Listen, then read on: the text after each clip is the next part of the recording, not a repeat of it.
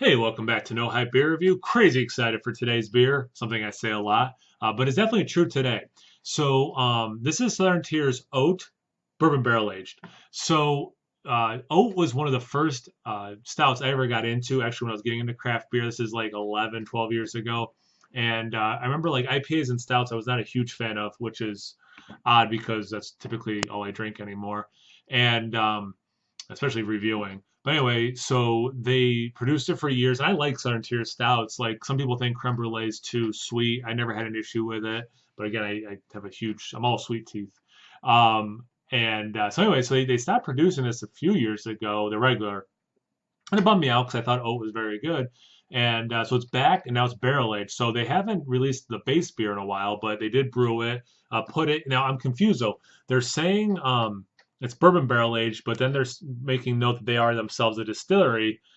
But you can't call it bourbon, right? If it's like a whiskey and not brewed in the right area or distilled in the right area, right? So I'm kind of confused by that. If it's just a branding thing or what. Honestly, I don't care too much. I just care this liquid is delicious. And I'm really excited. There's still some available around me. If I do like this, I'm definitely going to buy some. I think it was like $10 a bottle, if I remember correctly. So what does it say on it? 12.6% ABV, Barrel House Series, Bourbon Barrel Aged Oat Imperial Stout, 1 pint, .9 fluid ounces, so just over a pint. Southern Tier Barrel House Series. Remember when we brewed oat? Yes, I do. Once gone but not forgotten, we've recreated this cult classic. No, this isn't just some nostalgic throwback. This horse learned a new trick. Oat used to have the horse on and the logo. Very clever. Barrel aging. As black as a moonless night, silky and full bodied, and as richly complex as the eponymous brew of old. Behold, oat. I really need to proofread so I know what words I'm going to say. Cheers, twice over. Why the hell not? Crazy excited. All right, so pretty big bubbles, about a finger and a half. It is pretty darn black. Yeah, looks good. Let's get into the aroma. Definitely getting the barrel characteristic, but there is some of the spirit itself coming through, that whiskey bourbon stuff. Dark chocolate, some vanilla, slight coconut. The chocolate vanilla is very pleasant, a sweetness to it. It's a wonderful aroma. I got it right out of my beer fridge, which is set at 55. It's been sitting out for maybe 10 minutes, so pretty much probably close to 55. Yeah, it smells great. Yeah, the wood itself is such a nice addition, and I do typically enjoy that when I get that in the aroma, and I get that in this aroma. Cheers.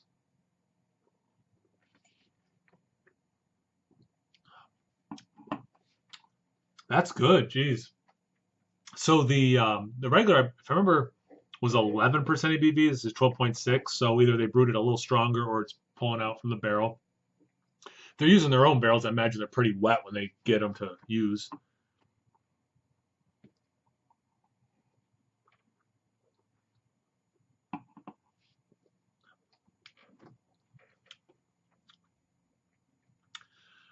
The pros, you're getting basically every flavor that I look for at least.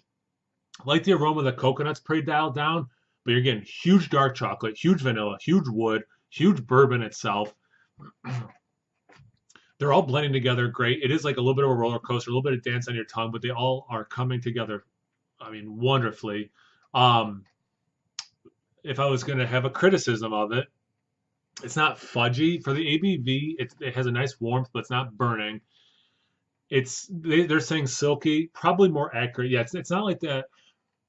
I love it when it comes across fudgy, and this does not. It's not that brownie batter, I wouldn't quite say, but it has, excuse me, all those flavors. It's not thin. Don't get confused by how I'm describing this.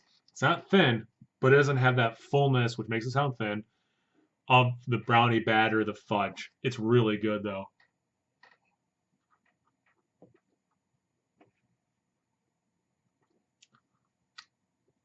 There is some milk chocolate and dark berry note in there as well, but it really, in terms of chocolate, ends up being that dark chocolate.